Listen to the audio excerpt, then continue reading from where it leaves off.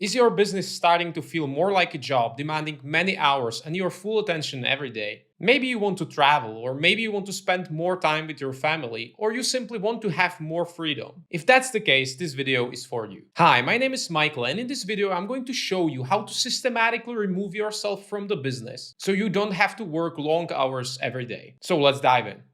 So first of all, let me clarify this. We are not going to talk about productivity. It is simply not possible to get from 40 hours per week or 30 hours per week to 4 hours per week through productivity. So with that out of the way, let's take a look at the big picture of our business. We have this simple formula of inputs, system, and outputs. So if I give you an example with supply, inputs would be the time you spend working on supply. A system is all of your spreadsheets and workflows you follow, and outputs is simply the stock in Amazon, right? So you put in the time, you negotiate with suppliers, forwarders, the system, your spreadsheets, your workflows, and the output is the result, let's say stock in Amazon. And this goes for every area of the business. You have some inputs, systems, and outputs. But there is one key input we are going to focus on, and that's your time. So our objective is simple. We want to minimize our input, which is our time, while maintaining the output, the results of our business.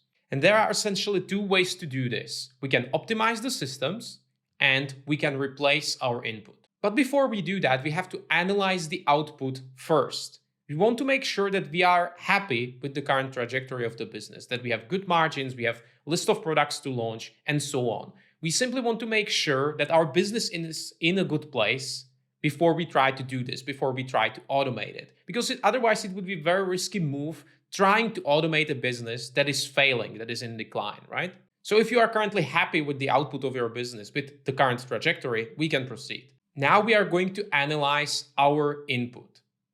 So we have to analyze our time allocation. What is the input going into the systems, right? So we are looking at the first part of our formula. How are we feeding the system to get the output? Because we are trying to understand the input. What does it look like? And once we fully understand it, we will be able to replace it. So first of all, we need to start tracking our time. And I recommend using Toggle for this. So you can get something like this once you start tracking your time. Let's say you spend 22 hours working this week so far, and you can see the time allocation. So in this example, I'm looking at my data from Toggle, and almost 50% of my time is spent creating content. And I can go even deeper than that, right? I can go into more detail and see how much time I'm actually working on scripts, how much time I'm recording, and so on, right? So we are going into more detail, and we want data over a longer period of time. Ideally, at least a month, right? Because within a week, that's not enough. We want data for a longer period, a month, maybe two, maybe even more, so it's really accurate. The second step is to categorize and analyze the activities. So as you can see, I can tell how much time I'm working on scripts, on files, recording, optimizing, and so on. So that is the content creation. But for you, it may look like this in Amazon, right? You are working on supply, let's say 40% of your total time. And within supply, you are spending 35% of your time creating POs, 50% of your time on shipments, negotiating with suppliers. In operations, you are talking to seller support. In product development, you are spending on research, market analysis, and you get the idea, right? So you see the business areas and the activities and how much time it actually takes you. And now we are slowly understanding the input that feeds the system. And the third step would be to eliminate waste from the data set. Because once you start rigorously tracking your time, there will definitely be some waste. Let's say checking sales, refreshing PPC campaigns, and so on. So if there is any waste that is really not adding any value whatsoever, remove it from the data set. The next step will be to analyze the systems. Now we understand the inputs, we are happy with the output, so we have to take a look at our systems. So looking at our systems, we need to decide what is necessary and what isn't. What are the key processes that actually maintain our business? So what needs to happen and what doesn't? And we also need to understand what is actually growing the business and what isn't. And I recommend you to apply the 80-20 principle here because you are probably doing so many different things to grow your business that there will be some activities that predictably grow your business, right? Maybe you are trying influencer marketing, maybe you are driving a little bit of external traffic with Facebook ads and so on, but there will be some activities that bring the most results. Let's say launching new products. And once we have a list of these activities that we know that can predictably grow the business, we can proceed. So we can end up with a process map like this. Processes that maintain the business and processes that grow the business. So what really needs to happen so the business is running, right? We need to have some supply. We need to have some inventory management, operations, and customer service, because without this, you are not even maintaining the business. The business would fail very quickly once we would stop doing supply, inventory management, and so on. And then there are the areas that will help us grow our business. That can be the product development, marketing. So the big picture view of our systems can look something like this. There are the maintaining activities, our supply management, POs and shipments, inventory forecasting, making sure what, when, and how many units, operations, which can consist of optimizing our listings, split testing, monitoring, and so on. Of course, customer service, and then the key activities that predictably can grow the business. In our case, in our example, PPC management and product development. That is obviously overly simplified, but that's it. That's basically the core system of the business. Now, once we understand the key systems within our business, we can start replacing our input, our time we have to feed into this machine to get the output. So once again, we understand the inputs, we know what goes in, we understand the systems, what are the workflows, the processes we follow, and we know that we are satisfied with the current output. So we can start replacing the input and working less. So we will use the business map and our data set from Toggle to know what are the inputs to each systems to get the output. We know the inputs into the supply system, we know the inputs into the operations, we know inputs into product development, and so on. And we will begin with the biggest time sink. And in our example, that was supply. So as I said, our goal is to systematically remove ourselves from the business. And we will do that through a process of designing, which is working on the business, stepping out of the business and working on it as a machine. And we will do that one system at a time, step by step. So the first step is to choose the system. And as I said, we are going to begin with the biggest time sink. In our case, in our example, that was the supply management system, all those POs, shipments, 3PL warehouse management, and so on.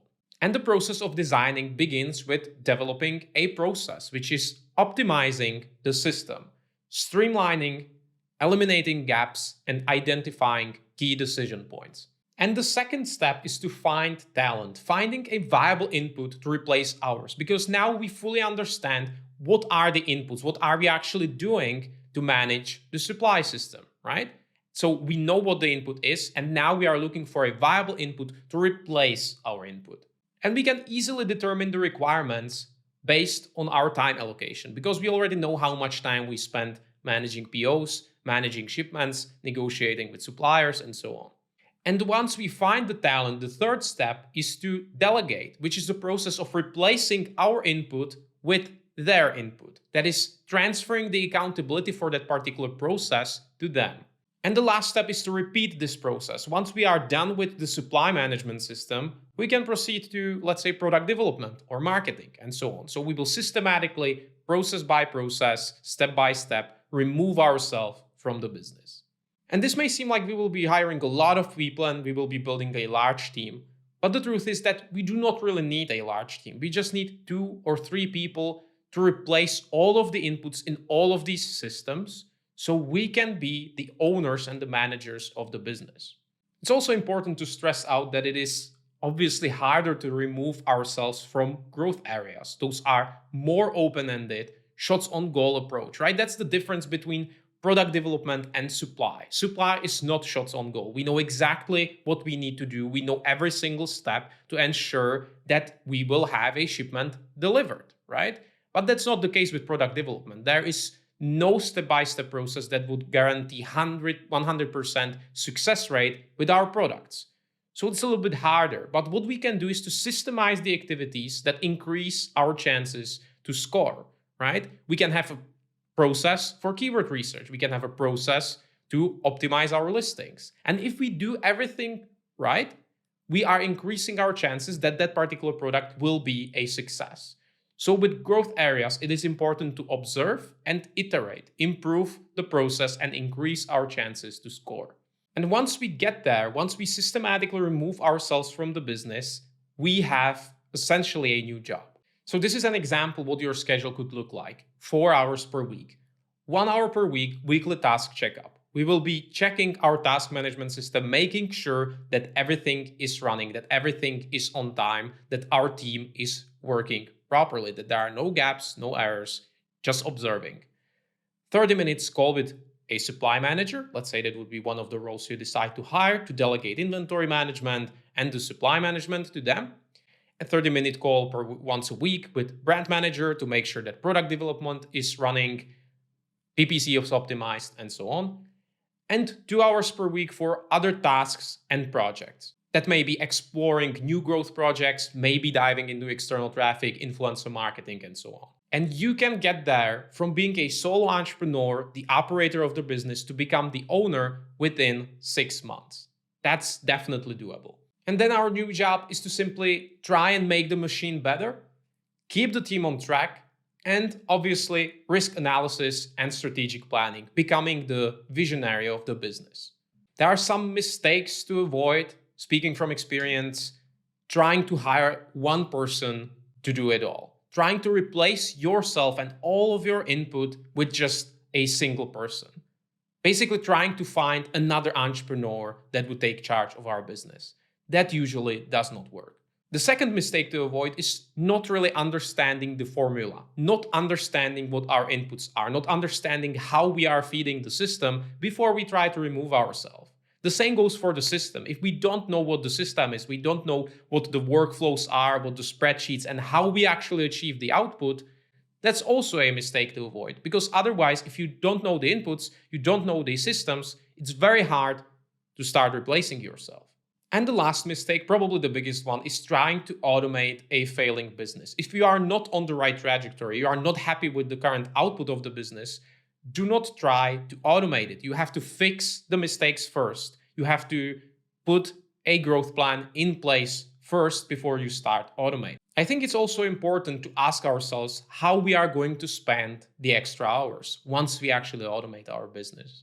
Are we going to just travel and enjoy ourselves? Or are we going to learn and network with other sellers and trying to figure out ways how to grow our business? It is possible to automate and streamline your business and work just a few hours per week, but it would be unreasonable to expect the same results as someone who will then dedicate the extra hours to get better. I believe that it is simply better to try to find the right balance rather than trying to turn your Amazon FBA business into a passive income. It may work, but just for a little while. Because there will be always some other competitor that is actually using the extra time to get better and to get ahead of you. And if you want to see the exact process we use to systemize our Amazon business and scale to 8 figures, check out this video. See you next week. Bye.